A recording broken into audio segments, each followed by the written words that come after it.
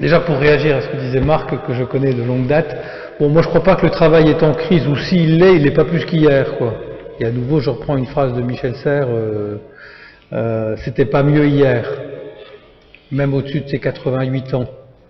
Vous prenez tous les indicateurs mondiaux que vous voulez, c'était pas mieux hier. Et c'était pas mieux y compris chez Schneider Electric à l'époque, du Schneider florissant, des familles propriétaires de l'entreprise et qui s'occupaient de leurs gens, je pense vraiment que c'était pas mieux qu'aujourd'hui. Donc l'idée de se dire que oui, alors il y a probablement une crise continue qui n'a pas les mêmes formes, la nécessité de faire toujours mieux, mais l'idée de se dire que c'était mieux hier et que la situation actuelle crée plus de crises, ça me paraît pas la bonne. Quelle est l'intuition de ce bouquin, ou l'idée de mettre trois trucs ensemble pour montrer comment, alors en particulier il y a un chapitre sur le travail, mais la jeune génération est en train de disrupter, c'est-à-dire de tout transformer, y compris nos pratiques d'anciennes générations. Alors je pars de deux idées, dont une qui va vous agresser. La première idée qui ne va pas vous agresser, ça n'est que de la statistique. Il y a 1 milliard d'adolescents sur la planète aujourd'hui. Quand je nous regarde ici, quand nous étions adolescents, il y en avait entre 400 millions et 500, 600 millions. C'est-à-dire qu'aujourd'hui, il y a au moins le double d'adolescents, pour ne pas dire le triple, de l'époque où nous étions. C'est un sujet intéressant, je fais une parenthèse qui n'est pas dans d'autres sujets, mais quand même, quand on parle de la démographie en s'inquiétant de sa croissance, on a plein de choses à dire.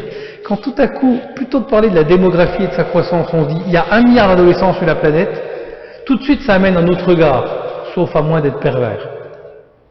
Et qu'est-ce que ce milliard d'adolescents change dans nos vies? C'est ça la question.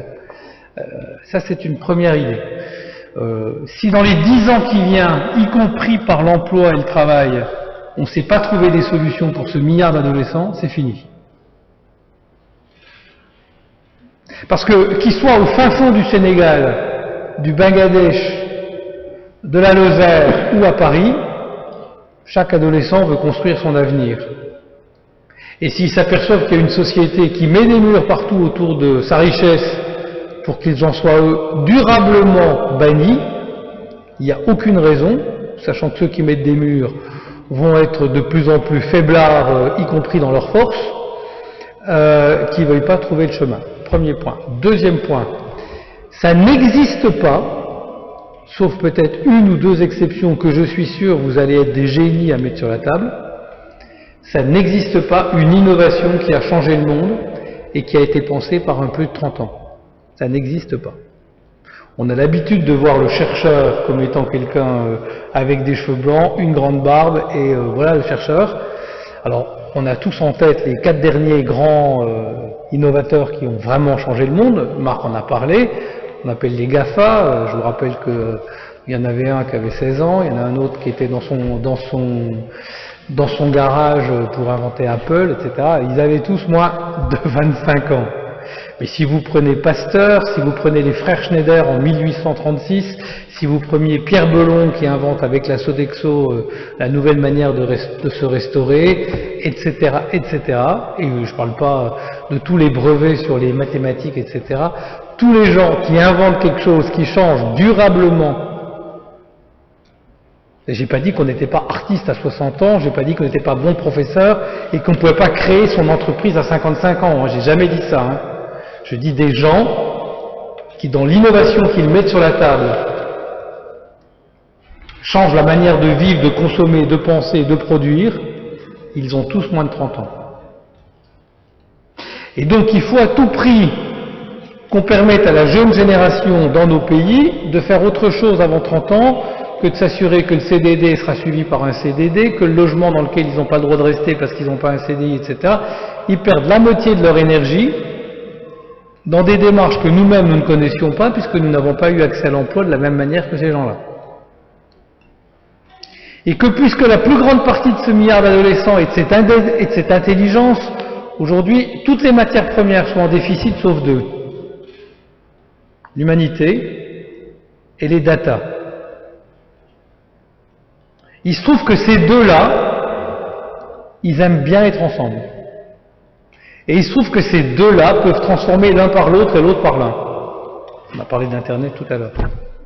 Et mon idée, une des idées sur le sujet, et après, il fallait que j'essaie je suis un peu long, je sais, mais c'est que il est urgent, y compris dans nos pays matures, de leur donner les clés de notre industrie, de plein de choses, parce que sinon, les jeunes qui sont au pilotage de toutes les entreprises des pays en développement, au fond dans la même théorie qui était celle de la nôtre des 30 Glorieuses, ils vont pas nous attendre pour inventer le demain.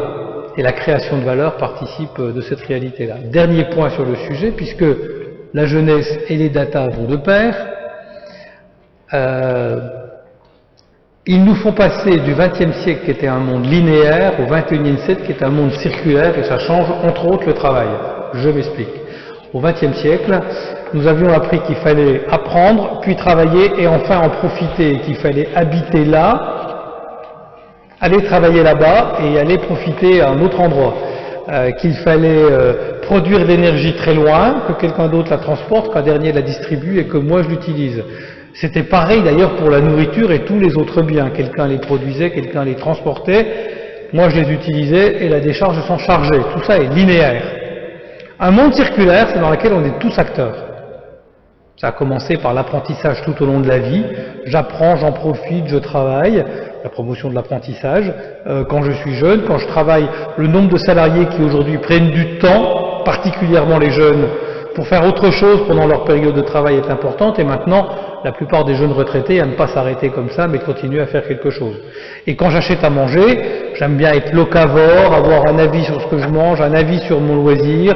J'aime bien être autoproducteur de mon énergie. Donc, partout, à tout moment, être acteur. Et le jeune d'aujourd'hui n'est plus jamais spectateur d'une ligne dans laquelle il n'est qu'un pion. Alors dans la vie, ça peut arriver à un moment, mais la grande tendance est de conduire le monde d'un monde linéaire à un monde circulaire. On en parle, parce que l'endroit le plus simple, bonjour Catherine Marie, l'endroit le plus simple c'est de passer les biens et services sur tous les biens, on a acheté quelque chose, maintenant on le recycle, on le réutilise, on fait etc. On aime bien utiliser l'économie circulaire et l'enfermer dans ce sujet-là. C'est vrai pour tous les sujets. Et donc, par rapport au travail, les jeunes sont très différents, ils sont circulaires. Une manière d'être circulaire, c'est de se dire que le travail n'est plus dans une logique linéaire, il y avait le travail là, etc., etc. Le meilleur exemple du sujet, je vais en prendre deux, c'est le 13e arrondissement de Paris, peuplé de jeunes, qui est l'arrondissement le plus qui a réapproprié les bords de Seine, et qui est l'arrondissement où il y a le plus de lieux de coworking. C'est-à-dire les gens habitent là, ils sont heureux d'habiter là, ils ne voient pas pourquoi ils iraient travailler loin, ils vont travailler là, avec d'autres gens, d'autres entreprises qui créent d'autres types de relations. Ah, on perd un peu la relation de son entreprise, mais on en crée avec beaucoup d'autres. Allez dans les lieux de coworking, vous allez voir des gens de plein de boîtes différentes qui vont boire leur café ensemble, fumer ensemble. Alors peut-être que ça réduit la relation qu'ils ont avec l'entreprise dans laquelle ils travaillent, mais ça augmente profondément la manière de... On ne peut pas d'un côté vouloir promouvoir la différence en disant si tu me diffères, tu me fais grandir, et dans le cadre de l'entreprise, préférer que tout le monde soit dans la même entreprise, au même endroit, sans creuser les autres, parce que là, ça serait un peu différent. Donc il me semble que, plus que les autres dans nos équipes, les jeunes aiment bien rentrer dans cette logique qui est un peu différente. Qu'est-ce que ça a comme différence? La première grande différence, c'est qu'il n'y a pas là où je travaille, puis là où je fais participer de ma vie, de mon sens, de mes valeurs. Tous ceux qui le peuvent mettent du sens dans leur travail, et s'il n'a pas de sens, ils en changent. L'importance dans nos entreprises d'écrire du sens, à ce point-là, la petite loi Pacte dans laquelle les entreprises doivent écrire leur raison d'être, c'est-à-dire leur manière de contribuer au bien commun, est plutôt une belle réflexion pour apprendre une grammaire, premier point. Et deuxième point, de fait, ils sont dans un management plus linéaire que vertical, pas mal de managers ont du mal à s'y mettre, surtout dans nos grandes entreprises. Puis parfois, quand ils s'y mettent, c'est compliqué. Moi, le président de Schneider, qui est maintenant, il a 55 ans, il est plus si jeune que ça, mais Jean-Pascal Tricoire est président directeur général depuis 15 ans de Schneider Electric.